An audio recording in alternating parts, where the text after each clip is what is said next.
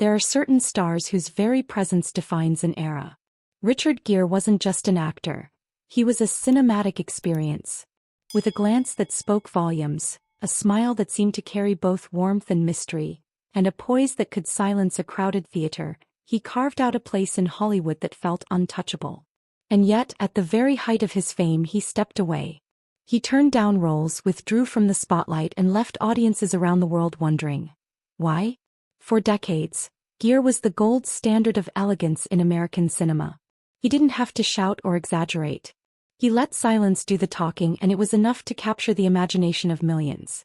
From American Gigolo to Pretty Woman, he wasn't just a leading man, he was the man everyone else was compared to. But Richard Gere's life and career tell a story much deeper than fame. His journey reveals a man constantly searching for authenticity, willing to risk everything for it, even the career others would give anything to have. Richard Tiffany Gere was born in 1949 in Philadelphia, raised in a quiet middle-class family. His childhood was disciplined but nurturing, shaping a boy who was both athletic and artistic. He played multiple instruments, composed music for school musicals, and excelled in gymnastics and lacrosse. Even then, he wasn't satisfied with surface-level success. He enrolled at the University of Massachusetts to study philosophy, but after 2 years he left. The stage was calling, and philosophy, he realized, could be lived rather than studied.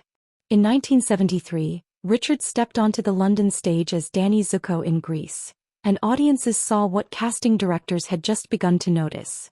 This was no ordinary actor. He had the rare combination of raw magnetism and deep sensitivity.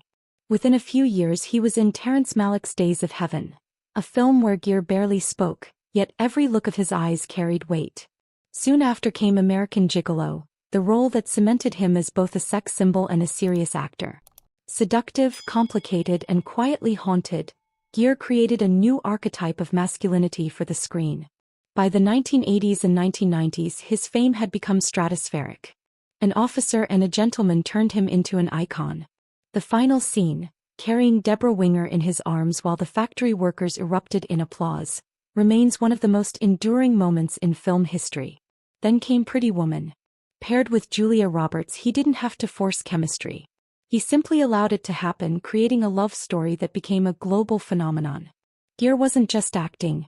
He was embodying something timeless, a kind of romance Hollywood rarely gets right. And yet, as millions adored him, Richard Gere was already turning inward. He wasn't seduced by the spotlight. He was wary of it. His relationships, from longtime companion Sylvia Martins to his high-profile marriage with Cindy Crawford, reflected a man torn between public fascination and private longing. With Cindy, the world dubbed them the golden couple of the 1990s. But behind the glamour, their marriage was fragile. Crawford herself admitted she was still discovering who she was, while Gere was already a man formed by years of public scrutiny. Their divorce was quiet, dignified, but telling. Richard Gere wasn't built for a life lived entirely under flashing lights. Quick question for you. Do you think true love can survive when one partner is still discovering themselves while the other is already fully formed? Share your thoughts in the comments. I'm curious to know what you think. Gere's later relationships showed the same search for meaning. With Carrie Lowell, he built a family and embraced a quieter life, growing vegetables on their farm, reading Buddhist texts, raising their son. But even that chapter ended in separation after nearly 2 decades. It seemed Richard was always chasing something deeper than romance, a stillness that even love couldn't always provide. Hollywood, meanwhile, was beginning to lose patience with him. In 1993, while presenting at the Academy Awards, Gere broke the script. Instead of reading the teleprompter, he condemned China's occupation of Tibet, appealing directly to Deng Xiaoping to withdraw his troops. The room froze. Hollywood did not forgive him. Gere was quietly banned from the Oscars for 20 years. Studios, increasingly dependent on China's box office, distanced themselves. Gere himself admitted later that overnight, his movies stopped getting global distribution. He hadn't committed a crime, hadn't caused a scandal. He had simply spoken the truth, and the cost was exile. Then in 2007, another controversy erupted. At an AIDS awareness event in India, Gere kissed actress Shilpa Shetty on the cheek during a light-hearted moment on stage. In the United States, it would have been dismissed as playful. In India, it sparked outrage. His images were burned in the streets, and a court even issued an arrest warrant. It took years before the case was dismissed, and even longer before Shetty herself was fully cleared. Gere once again withdrew into silence rather than fight. He later said, "In the US it's a polite gesture. In India I learned a different lesson." By the 2010s, Richard Gere was no longer Hollywood's leading man. But instead of chasing roles, he found independence in smaller art house films. In Time Out of Mind, he played a homeless man with haunting realism, even living on the streets unrecognized during filming. These films didn't make headlines, but they gave Gere something more valuable: freedom. He was finally creating on his own term. Through it all, his humanitarian work never wavered.